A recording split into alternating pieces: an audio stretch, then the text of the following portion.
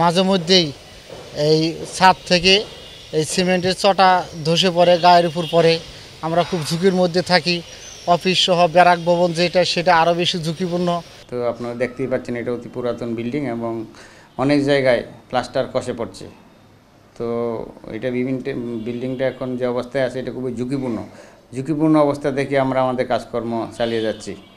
তো দ্বিতীয় শ্রেণীর ফায়ার স্টেশন, যদি এটা প্রথম শ্রেণীর ফায়ার স্টেশনে উন্নীত হয় তাহলে আমাদের আরও অগ্নি নির্বাপনী যন্ত্রপাতি, সাজ সরঞ্জাম, জনবল সহ সব কিছুই বৃদ্ধি পাবে এবং আমাদের অগ্নি নির্বাপনে আরও অনেক সহায়ক হবে এবং আমরা আরও ইফেক্টিভলি কাজ করতে পারবো। আমাদের এই সিরাজগঞ্জ ফায়ার স্টেশন 1961 সালে প্রতিষ্ঠা করা হয়। এই বিল্ডিংটা 1961 সালের বিল্ডিং। তো আপনারা দেখতেই পাচ্ছেন এটা অতি পুরাতন বিল্ডিং এবং অনেক জায়গায় প্লাস্টার খসে পড়ছে। তো এটা বিল্ডিংটা এখন যে অবস্থায় আছে এটা খুবই ঝুঁকিপূর্ণ অবস্থা দেখে আমরা আমাদের কাজকর্ম চালিয়ে যাচ্ছি। এখানে আবাসিক ব্যবস্থা আছে, স্টেশন অফিসারের উপর একটা কোয়ার্টার আছে, আর আমাদের ব্যাচেলার কর্মীদের থাকার একটা ব্যারাক ভবন আছে, কিন্তু সবগুলাই খুবই ঝুঁকিপূর্ণ ভবন। তো সবটাই ঝুঁকি। আমরা যখন গাড়ি আসে আমাদের গ্যারেজে দেখতে পাচ্ছেন যে কোনো সময় উপর থেকে প্লাস্টার কষে গাড়ি ভেঙে যেতে পারে, গাড়ির ক্লাচ ভেঙে যেতে পারে। আমি যেখানে বসে আছি আমার উপরে যে অবস্থা দেখতে পাচ্ছেন যে কোনো সময় প্লাস্টার কষে আমার মাথায় পড়তে পারে।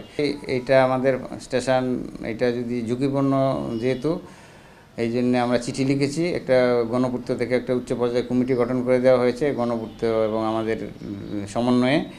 তো ওই চিঠি আসছে আমাদের কাছে, কমিটিকে দ্রুত যাচাই বাছাই করে এটা একটা রিপোর্ট দিতে বলছে যে এটা কি যদি ভেঙে দিতে হয় তাহলে এটা ভেঙে নতুন করে একটা স্টেশন যাতে গড়া যায়, অথবা এটা ফিটিং যোগ্য হইলে ফিটিং করে এটা ব্যবহার উপযোগী করার প্রক্রিয়া চলছে।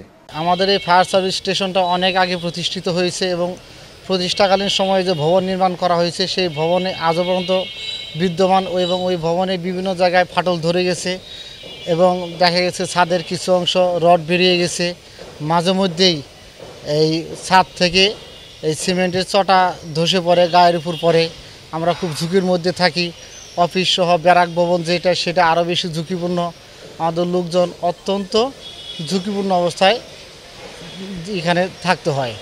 সিরাজগঞ্জ ফায়ার সার্ভিসের ব্যারাক ভবন এবং আমাদের স্টোর রুমের যে মালামাল রাখি, আমার উদ্ধার সরঞ্জাম যেখানে রাখি, সেখানে দেখা যায় যে অনেক সময় পানি পড়ে আমাদের উদ্ধার সরঞ্জামগুলো, যেমন লাইফ জ্যাকেট আছে, আরও অনেক মালামাল আছে যেগুলো রাখতে মানে সমস্যা হচ্ছে, পানি এসে অনেক সময় ভিজে যায়। এবং আমাদের স্টেশনের যে গ্যারেজ আছে, গ্যারেজের উপরেও অনেক জায়গায় ফাটল হয়েছে, যা এই মাস 2 আগে কিছুটা রিপেয়ারিং করা হয়েছে। আসলে এগুলো জরুরি ভিত্তিতে মানে রিপেয়ারিং করা অথবা নতুন ভবন করা দরকার। আমরা সরেজমিনে ভবনটি পরিদর্শন করেছি। ভবনের বেশ কিছু জায়গায় আমরা ফাটল দেখেছি। তা আমরা বর্তমান অবস্থার প্রেক্ষিতে একটি সচিত্র প্রতিবেদন খুব শীঘ্রই, হয়তো এই সপ্তাহের মধ্যে আমরা আমাদের প্রধান প্রকৌশলী কার্যালয়ে পাঠিয়ে দিব। তো এখানে বিষয়টা হলো যে 2টো বিষয় উল্লেখ করা হয়েছে, এটা পুনর্নির্মাণ এবং রেট্রোফিটিং বা মেরামত। তো ওনারা ফায়ার সার্ভিস সিভিল এভিয়েশনের সদর দপ্তর থেকে যে তালিকা পাঠানো হয়েছে সেখানে আমাদের সিরাজগঞ্জ সদর ফায়ার স্টেশনের পাশে পুনর্নির্মাণ কথাটা লেখা আছে।